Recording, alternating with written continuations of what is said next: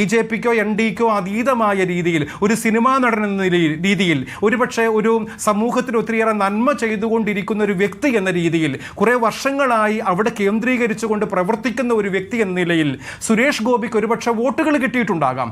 അത് ക്രൈസ്തവരുടേത് മാത്രമാണ് എന്നുള്ളതൊക്കെ നിങ്ങളുടെ ദുർവ്യാഖ്യാനം മാത്രമാണ്.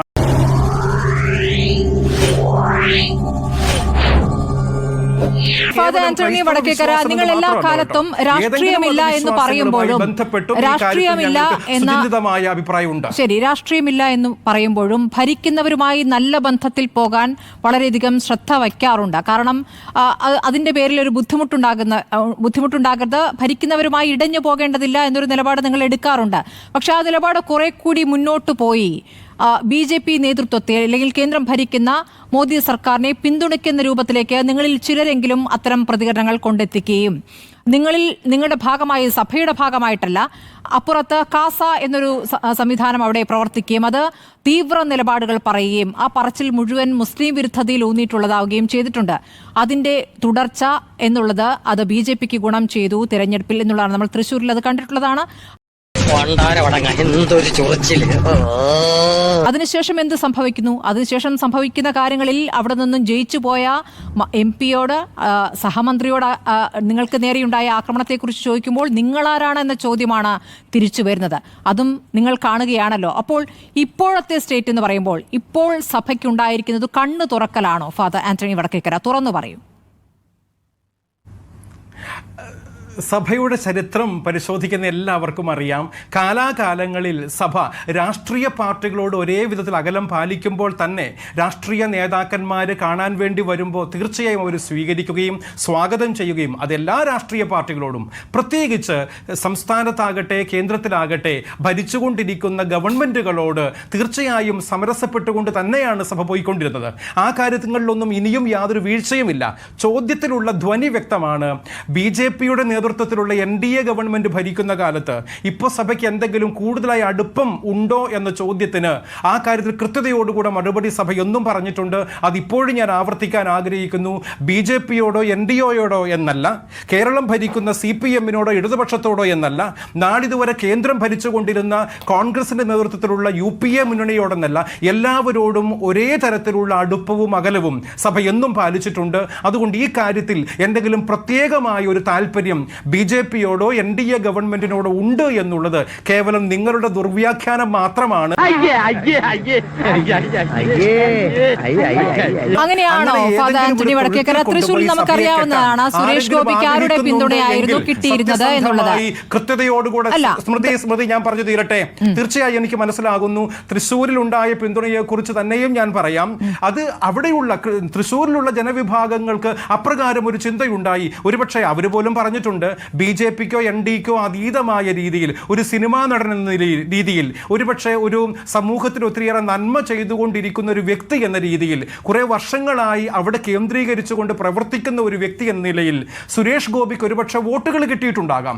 അത് ക്രൈസ്തവരുടേത് മാത്രമാണ് എന്നുള്ളതൊക്കെ നിങ്ങളുടെ ദുർവ്യാഖ്യാനം മാത്രമാണ്. അല്ല, അങ്ങനെ ക്രൈസ്തവരുടെ മാത്രമാണ് എന്ന ദുർവ്യാഖ്യാനത്തിലേക്ക് പോകുന്നില്ല ഫാദർ ആന്റണി വടക്കേക്കര. അല്ല, ഞാൻ ചോദിക്കുന്ന വിശ്വാസികൾ സ്വന്തം നിലയ്ക്കെടുക്കുന്ന തീരുമാനത്തെ കുറിച്ചല്ല ഞാൻ ചോദിക്കുന്നത്. സഭാ നേതൃത്വങ്ങൾക്ക് അതിലുള്ള പങ്കും പ്രധാനമാണല്ലോ.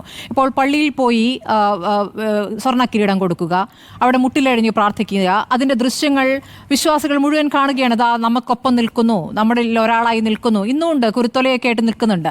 പക്ഷേ ജബൽപൂരിനെ കുറിച്ച് ചോദിക്കരുത്. അത് ചോദിച്ചു കഴിഞ്ഞാൽ നിങ്ങൾ ആരാണെന്ന് ചോദിക്കും. അതാണ് നമ്മൾ കാണുന്നത്. എത്ര ധാർഷ്ട്യത്തോടും അഹങ്കാരത്തോടും കൂടി പ്രതികരിക്കുന്നു ആ സഹമന്ത്രി എന്നുള്ളത് കാണുകയാണ്. അപ്പോൾ ഈ വോട്ട് ചെയ്തവരോടുള്ള അവരുടെ മുഖത്തടിക്കുന്ന രൂപത്തിലുള്ള പ്രതികരണമായി അത് മാറുന്നുണ്ട്. അത് സഭ തിരിച്ചറിയുന്നുണ്ടോ? സ്മൃതി, സുരേഷ് ഗോപിക്ക് രാഷ്ട്രീയമുണ്ടാകാം, BJPക്ക് രാഷ്ട്രീയമുണ്ടാകാം. ഈ കാര്യങ്ങളൊക്കെ അവർ ചെയ്യുമ്പോൾ, പറയുമ്പോൾ, നമ്മുടെ അടുക്കൽ വരുമ്പോൾ, ദേവാലയങ്ങളിൽ പോകുമ്പോൾ, സ്വർണ്ണക്കിരീടം വെക്കുമ്പോൾ, വാഴക്കുല കാണിക്കയായിട്ട് കൊടുക്കുമ്പോൾ, കുരുത്തോലയും പിടിച്ച് നിൽക്കുമ്പോഴൊക്കെ അവർക്ക് രാഷ്ട്രീയക്കാർക്ക് അവരുടെ രാഷ്ട്രീയ മനസ്സിലുണ്ടാകാം. പക്ഷേ അങ്ങനെ വരുന്നവരോട് വരണ്ട എന്ന് സഭ ഇന്നുവരെയും പറഞ്ഞിട്ടില്ല. അതുകൊണ്ട് തന്നെ ആർക്ക് വേണമെങ്കിലും നമ്മുടെ ദേവാലയങ്ങളിൽ വരാം, നിങ്ങളെല്ലാവരെയും സ്വീകരിക്കുന്നവരാണ്. പള്ളികളിൽ പ്രാർത്ഥനയ്ക്ക് ഒരു ക്രിസ്ത്യാനി അല്ലെങ്കിലും വരാൻ പറ്റും. വ്യാഖ്യാനിക്കരുത് എന്ന് ഞാൻ ആവശ്യപ്പെടുകയാണ്. അല്ലല്ല, അതിലൊരു സംശയമില്ല. അത് സഭാ നേതൃത്വം എപ്പോഴും കാണിക്കുന്ന ഒരു മര്യാദയാണ്. രാഷ്ട്രീയ പാർട്ടിക്കോ ഏതെങ്കിലും വ്യക്തിക്കോ ഉള്ള ഒരു പിന്തുണയായി മാത്രം അതിനെ കാണേണ്ടതില്ല എന്ന് തന്നെയാണ് ഞാൻ അത് ശരി പറയുന്നത്. തന്നെ. അതുകൊണ്ട് സഭ തന്നെ എല്ലാവരെയും നമ്മൾ സ്വീകരിക്കുന്നു എന്നുള്ളത് ഒരു സത്യമാണ്. സ്മൃതി, ഞാനത് പറഞ്ഞു തീർക്കട്ടെ. ഇന്നല്ലെങ്കിൽ നാളെ വീണ്ടും കോൺഗ്രസിന്റെ നേതൃത്വത്തിലുള്ള UPA ഗവൺമെന്റ് അധികാരത്തിൽ വന്നാൽ വീണ്ടും നിങ്ങൾ പറയും BJP-യെ വിട്ടു, കോൺഗ്രസിനോട് കൂട്ടുകൂടി എന്ന് നിങ്ങൾ വീണ്ടും മാധ്യമങ്ങൾ അങ്ങനെയല്ല. നിങ്ങൾക്ക് ഓരോ ദിവസത്തെ വാർത്തകളായി അങ്ങനെയല്ല.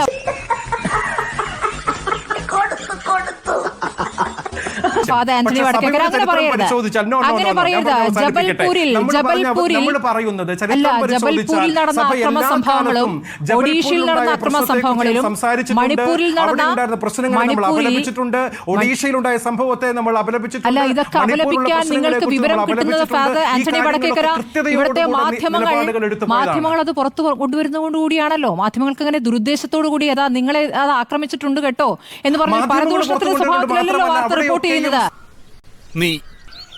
സഭയ്ക്ക് സുശക്തമായ സംവിധാനങ്ങളുണ്ട്. അല്ല, ഫാദർ ആന്റണി വടക്കേക്കര അങ്ങനെ പറയരുത്. ഇടവക ദേവാലയങ്ങളും അവിടെയൊക്കെ വൈദികരും വികാരി അച്ഛന്മാരും ഒക്കെ നിങ്ങൾക്ക് സുശക്തമായ സംവിധാനങ്ങളുണ്ട്.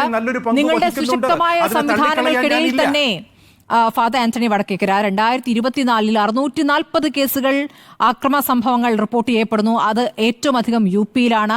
ഇവാഞ്ചലിക്കൽ ഫെലോഷിപ്പ് ഓഫ് ഇന്ത്യയുടെ റിലീജിയസ് ലിബർട്ടി കമ്മീഷന്റെ കണക്കാണത്. 6% വർധന 2024 മാത്രം വന്നിരിക്കുന്നു. ദിവസവും 4 പാസ്റ്റർമാർ വീതം ആക്രമിക്കപ്പെടുന്നുണ്ട്. BJP RSS നേതൃത്വത്തിലാണ് ആക്രമണങ്ങൾ എന്നൊരു പഠനവും ഇവിടെ കണ്ടെത്തിയിട്ടുണ്ട്. അതുകൂടാതെ ഇപ്പോൾ ഏറ്റവും ഒടുവിൽ ജബൽപൂരിലേക്ക് പോവുകയാണെങ്കിൽ പേര് ഇല്ലാതെയാണ് FIR തയ്യാറാക്കിയിരിക്കുന്നത്. പ്രതികളുടെ പേരില്ല. ആരാണ് പ്രതികളെന്ന് നമുക്കറിയാമല്ലോ. അന്ന് നമ്മൾ ചർച്ച ചെയ്തതാണല്ലോ. അന്ന് BJP പ്രതിനിധി എന്താണ് പറഞ്ഞതെന്ന് നമ്മൾ കണ്ടതാണല്ലോ. അപ്പോൾ നിങ്ങൾ BJP-യിലേക്ക് അടുക്കുന്നു എന്ന് പറയുമ്പോൾ അവർ ക്രൈസ്തവരെ എങ്ങനെയാണ് കാണുന്നത് എന്നുള്ള കാര്യം കൂടി നിങ്ങൾക്ക് വ്യക്തതയുള്ളതാണ്. അതാണ് ഞാൻ ചോദിച്ചത്. പ്രായോഗികതയിലൂന്നി ഒരു ഘട്ടത്തിൽ നിങ്ങൾ പിന്തുണച്ചു, പക്ഷേ നിങ്ങളിലേക്ക് കൂടി എത്തുന്നു എന്ന തിരിച്ചറിവിലേക്ക് നിങ്ങൾ എത്തിയോ എന്നായിരുന്നു ചോദ്യം. ഞാൻ താങ്കളിലേക്ക് വരാം, അടുത്ത ഘട്ടത്തിൽ വരാം. നമ്മുടെ കൂടെ അടുത്ത സ്മൃതി അത് പറഞ്ഞു തീർക്കട്ടെ, അത് അവസാനിപ്പിക്കട്ടെ. ഒരു അരമിനിറ്റ് അങ്ങനെ അങ്ങ് പോയാലോ? അത് ഞാൻ പറഞ്ഞ് അവസാനിപ്പിച്ചോട്ടെ. ഈ കാര്യങ്ങളിൽ രാഷ്ട്രീയം കാണാൻ ഞങ്ങൾ ആഗ്രഹിക്കുന്നില്ല എന്ന് മാത്രമല്ല, കൃത്യതയോടുകൂടെ തന്നെ പറയാൻ ഞങ്ങൾ ആഗ്രഹിക്കുന്നു. മതന്യൂനപക്ഷങ്ങളാകട്ടെ,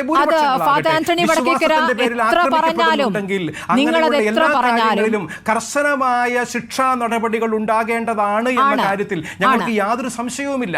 അതുകൊണ്ട് തന്നെയും കേവലം ക്രൈസ്തവർക്കോ കത്തോലിക്കർക്കോ വേണ്ടി എന്നല്ല, ഏത് മതവിശ്വാസികൾക്കാകട്ടെ ഏതെങ്കിലും ഗവൺമെന്റ് അപ്രകാരം പക്ഷപാതിത്വപരമായി എന്തെങ്കിലും നിലപാടുകൾ എടുക്കുന്നുണ്ടെങ്കിൽ അതിനെ ചോദ്യം ചെയ്യുക തന്നെ ചെയ്യും. അപ്രകാരമുള്ള കാപാലികർക്കെതിരെ കർശനമായ നടപടി സ്വീകരിക്കണമെന്നുള്ള കാര്യത്തിൽ ഒരു സംശയവുമില്ല.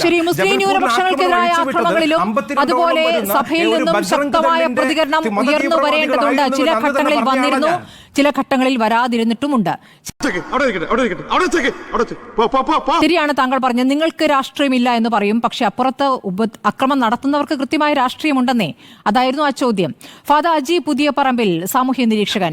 ഫാദർ, ഇപ്രകാരം ഉള്ള രാഷ്ട്രീയക്കാരെ തിരിച്ചറിയാൻ മാത്രമുള്ള രാഷ്ട്രീയ പക്വതയുള്ളവരാണ് കേരളത്തിലെ ക്രൈസ്തവ കത്തോലിക്ക വിശ്വാസികൾ എന്ന് തിരിച്ചറിയുക. രാഷ്ട്രീയ ബോധം നന്നായിട്ടുള്ളവരാണ്. അതുകൊണ്ട് തന്നെ ഇപ്രകാരമുള്ള ഉമ്മാക്കികളൊന്നും കാണിച്ച് ക്രൈസ്തവ കത്തോലിക്ക വിശ്വാസികളെ അങ്ങ് വീഴിച്ചു കളയാമെന്നൊക്കെ ആരെങ്കിലും കരുതുന്നുണ്ടെങ്കിൽ അതൊക്കെ വെറുതെയാണ്. അങ്ങനെയുള്ള യാതൊരു തരത്തിലുള്ള പ്രലോഭനങ്ങളിലും വീണു കൊടുക്കുന്നവരല്ല എന്ന കാര്യത്തിൽ ഒരു സംശയത്തിനും വകയില്ല കേട്ടോ.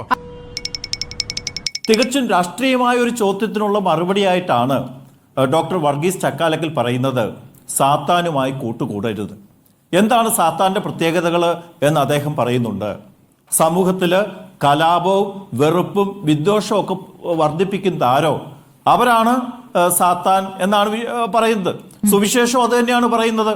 സുവിശേഷം പറയുന്നത് എന്താണ്? സാത്താൻ വെറുപ്പ് വിതയ്ക്കുന്നവൻ, നുണ പറയുന്നവൻ, ഇതൊക്കെയാണ് സാത്താൻ്റെ ലക്ഷണങ്ങൾ. അപ്പം അതുകൊണ്ട് ഇങ്ങനെയുള്ളവരുമായി കൂട്ടുകൂടരുത് എന്ന് ഒരു രാഷ്ട്രീയ മറുപടിയാണ് ഇന്ന് doctor Varghese Chakkalakkal arch bishop പറഞ്ഞിരിക്കുന്നത്. ഇതിന് വളരെ വളരെ പ്രധാനപ്പെട്ട ചില കാര്യങ്ങൾ ഇതിൻ്റെ പിന്നിലുണ്ട് എന്നത് നാം മറക്കരുത്. ഒരാഴ്ചയ്ക്ക് മുമ്പാണ് വഖഫ് ബില്ലിൽ ഇവിടുത്തെ എല്ലാ MP-മാരും ബില്ലിനെ പിന്തുണയ്ക്കണം എന്ന് പറഞ്ഞുകൊണ്ട് KCPC ഒരു ലെറ്റർ പുറത്തുവിട്ടത്, അല്ലെങ്കിൽ ലെറ്ററിലൂടെ ആവശ്യപ്പെട്ടത്. ഒരാഴ്ച കഴിഞ്ഞപ്പോൾ തന്നെ സംഗതി ആകെ മാറി. ഒരു ദിവസം കഴിഞ്ഞപ്പോൾ തന്നെ ഓർഗനൈസർ ലേഖനം വന്നു. വഖഫ് വിഷയം കഴിഞ്ഞപ്പോൾ, അല്ലെങ്കിൽ ആ ബില്ല് പാസ്സായത് ഉടനെ തന്നെ ഓർഗനൈസർ വന്ന ലേഖനത്തിൽ കത്തോലിക്ക സഭയ്ക്ക് എത്ര സ്കൂളുകളുണ്ട്, കോളേജുകളുണ്ട്, എത്ര ലാൻഡ് ഉണ്ട് എന്നതിനെ പറ്റിയൊക്കെ വളരെ വിശദമായ കണക്ക് വന്നു. അതിനുശേഷം ജബൽപൂരിലെ കാര്യങ്ങൾ നമ്മൾ കാണുന്നു, ഇന്ന് ഡൽഹിയിലെ കാര്യങ്ങൾ കാണുന്നു. ഇതിലൂടെയൊക്കെ നമ്മൾ എന്താ മനസ്സിലാക്കേണ്ട കാര്യം എന്താണെന്നറിയോ? ഈ വഖഫ് ബില്ലില് KCBCക്ക്, നമ്മുടെ ഇവിടുത്തെ സഭാ അധികാരികൾക്ക് തീർച്ചയായിട്ടും രാഷ്ട്രീയമായ പിഴവ് പറ്റി എന്നുള്ള കാര്യം നമുക്ക് സമ്മതിക്കാതിരിക്കാൻ പറ്റില്ല. പറയാൻ ശ്രമിക്കുന്നത് ഇതാണ്, സഭയുടെ സീറോ മലബാർ സഭയുടെ വക്താവ് എന്ന നിലയിൽ ഒരു കാര്യം ഞാൻ പറയാൻ ആഗ്രഹിക്കുന്നു. ഇപ്പൊ എന്നോട് പാലിലിരിക്കുന്ന അജി പുതിയ പറമ്പിൽ ഒരു വൈദിക വസ്ത്രം ധരിച്ച് നമ്മുടെ കൂടെയുണ്ട്, സന്തോഷം. പക്ഷെ സഭാ വക്താവ് എന്ന നിലയ്ക്ക് എനിക്കൊരു കാര്യം കൂട്ടിച്ചേർക്കാനുള്ളത്, അദ്ദേഹം താമരശ്ശേരി രൂപതയുടെ വൈദികനായിരുന്നയാളാണ്. അദ്ദേഹം സസ്പെൻഷനിലാണ്.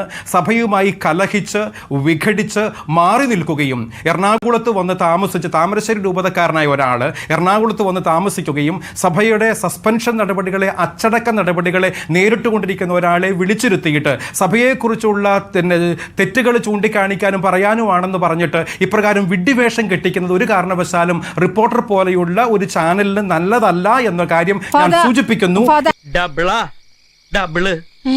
അവിടെയും കണ്ടു, ഇവിടെയും കണ്ടു. ഫാദർ ആന്റണി വടക്കേക്കര, അദ്ദേഹത്തെ ഞാൻ സാമൂഹ്യ നിരീക്ഷകൻ എന്നേ പറഞ്ഞിട്ടുള്ളൂ, അല്ലാതെ സഭയുടെ വക്താവെന്ന് പറഞ്ഞിട്ടില്ല. അദ്ദേഹം അദ്ദേഹത്തിന് അഭിപ്രായം പറഞ്ഞു പോട്ടെ. നമുക്കൊരു ജനാധിപത്യ രീതിയിൽ അഭിപ്രായങ്ങൾ കേൾക്കാം, ഇതിലൊന്നും ഞങ്ങൾക്ക് അസഹിഷ്ണുതയില്ല. പക്ഷേ ഈ കാര്യം പറഞ്ഞു തന്നെ പോകണമെന്നുള്ളത് ഞാൻ സൂചിപ്പിക്കുകയാണ്. അപ്രകാരമുള്ള പൊതുവേദികളിൽ അവസരങ്ങൾ കൊടുത്ത് ആരെയും ഗ്ലോറിഫൈ ചെയ്യുന്നത് ഒരു രീതിയുണ്ട്.